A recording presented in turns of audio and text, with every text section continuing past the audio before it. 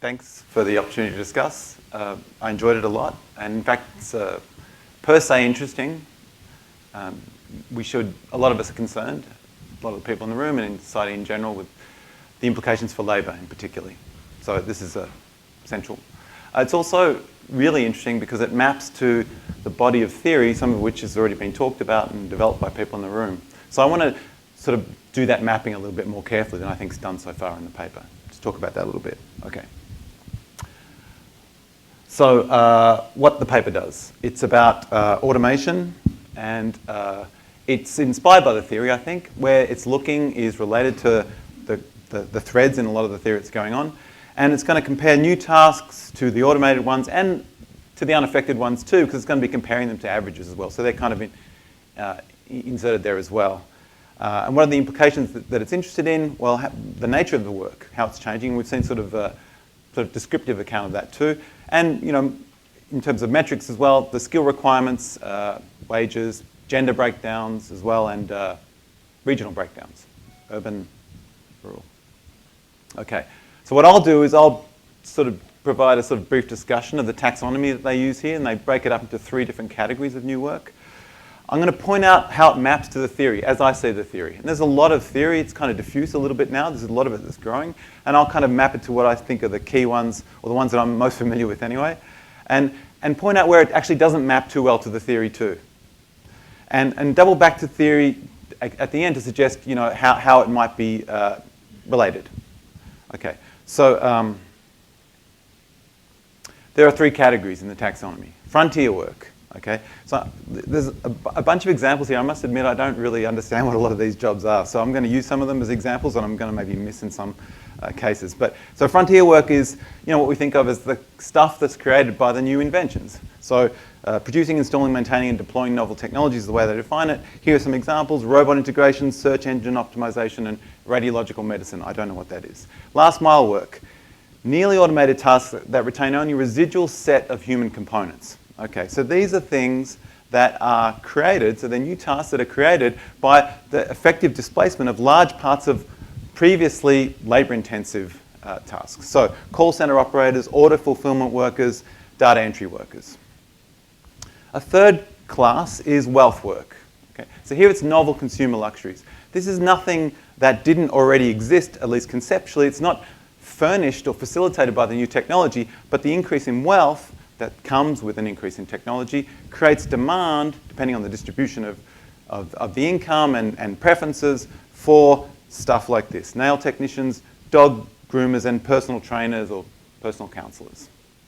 Okay, so let's just think about how these look on a line. I'm going to order all jobs on a line at time t. There's no ordering here. These are just all jobs.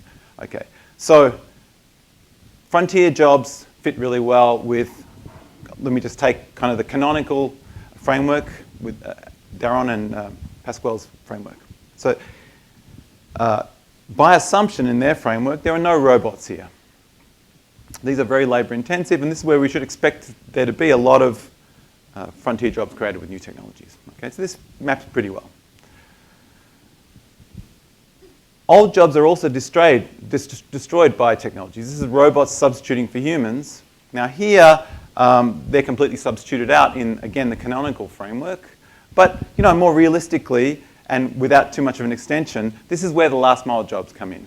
Okay? So we can essentially think of those as the jobs that will eventually get displaced. They haven't been displaced yet, and they're still kicking around. So there could be a lot of these being created.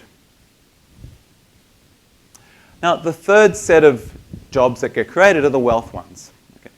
So here's the way that we directly think of it in those job categories. These are the totally new jobs that are created by the increase in demand coming from the injection of wealth into the economy. Exercise physiologists, personal trainers. Okay. Now, at the same time, and this is related to another set of literature. This is a paper that was presented here last year by Philippe Aguillon, Chad, and Ben Jones on essentially demand-side effects that would arise from new technologies. Okay. And why I'm going to mention that is because this is going to provide another out for labour. I'm going to talk about what I mean by an out for labour later. Now there's a second sort of an indirect wealth effect which arises through the demand for frontier jobs. So right now we're thinking of this, and they think of it in their framework, as jobs that are facilitated by the new technology, but that's through the direct effect. There's also an indirect effect. It doesn't really matter. They're measuring it anyway, but it's a general equilibrium effect. There's also a general equilibrium effect down here. And again, it doesn't really matter. They're measuring it anyway, but the demand in that for order fulfillment workers, which I guess are the people who do stuff at Amazon, put it in boxes, their part of the demand for that is coming from, well, their jobs were created by this technology, but the increase in demand that continues into the future comes from the wealth increase. And there's a third indirect effect, which is here. These are the wealth effects which increase demands in existing jobs. So this is hairdressers. We get wealthier, we go to even I could go to a hairdresser, if I was wealthy enough. There was something they could do for me, maybe a head massage. So these side categories are well measured in their framework. But this one's not, okay? Because this is not a new occupational category. So does that matter? It sort of depends on the question you're asking. So it's not in their taxonomy because it's not a new category of work. But if you're interested in the long-term implications for wages and the labour share, it's going to really matter a lot. And I'll get to why in a second.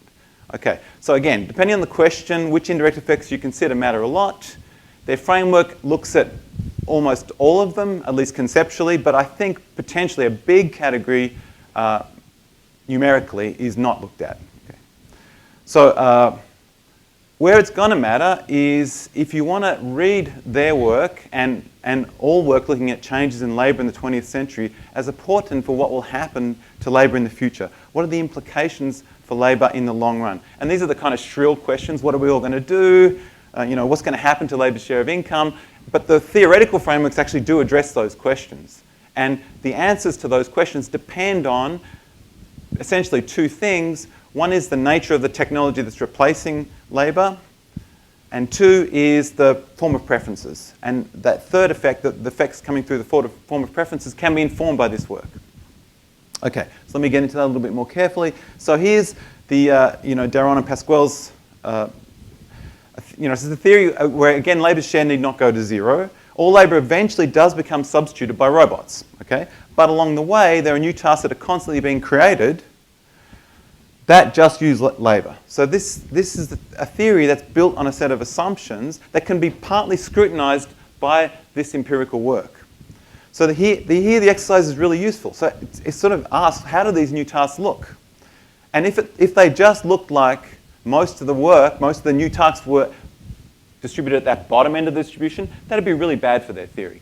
But it's not. It's good for their theory. About 4 times more of it. So again, can we project from what happened in the 20th century? Maybe not, but at least that's all we've got, right? So we're trying to project from something. So frontier jobs are 39% of total new jobs, wages more than 30% above the average worker, last mile jobs are around 10% of them. Okay. Now, as an aside, this is a really excellent paper. I don't know if it's a paper yet, but you know about it, Pasquale, which by your colleague and Debraj Ray, which relaxes the assumption that all new tasks are not immediately, I don't know if that's a word, roboticized. So this is a nice framework which actually captures a lot of the two basic tensions, which is true in all of these papers, but they really make it the focus of their papers. So there's a little bit of an aside, but I think it's worth looking at this paper. This is the tension and this is the view that I think most economists have, which is, there's labour displacement, but essentially we're in a process where capital's being augmented. If we think of an aggregate neoclassical production function, returns to labour are going to go up. It's going to become more productive. But then there's the other effect, which goes back to Zera, which is true in Daron and Pasquale's paper, and also in the Aghion-Jones paper, which is that essentially there's this set of inputs that are being created which are almost and perhaps perfect substitute for labour. Okay.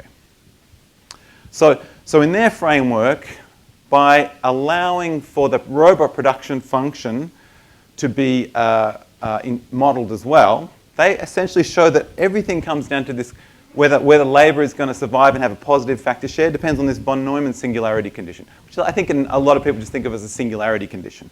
Essentially, if as capital accumulates and robots accumulate, robots become better at producing new robots than humans, then labour share is eventually going to go to zero, for the most case. Okay? Now, there's one out to that, which comes from wealth effects. Even with a von Neumann singularity, there's another out for labour, that if the wealth-induced increase in demand is sufficiently biased towards human-friendly activities, and this is similar to the effect that was modelled in Aghion, Jones and Jones, then the labour share need not go to zero as well. That's another out. So clearly, for the first one, their model speaks to that, because I think that's the one that's really at play in assembly law and Restrepo. The second one, it doesn't speak to that so clearly. So here, it kind of refers to it because, and you can see, the wealth-induced new jobs are about 52% of new work. So it suggests there is a fair bit going on there. And there's above average level, slightly above average levels of earnings and education levels. But here, there's nothing special about new occupations per se. Okay?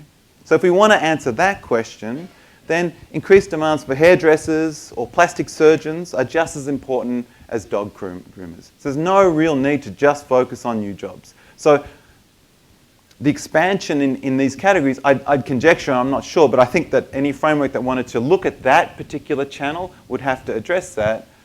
I expect that the expansion in those existing categories is just numerically just swamps the new jobs created in the new categories. So I think if we want to talk about that channel, this is not the right taxonomy to use. Okay, that's the one we should be using. So that arrow, which wasn't there, should actually be there if we want to talk about that. But again, we need not. Why? Because it's per se interesting just to know what the new work is. And also, with their framework, it's informative about the new work that's created directly by technology and how what this suggests about labour into the longer run. I don't think it's informative about what new work implies for the indirect effects. And I think in order to do that, you have to take the expansion in existing categories more seriously. But you can't do everything with one paper anyway. So it's great. Thank you.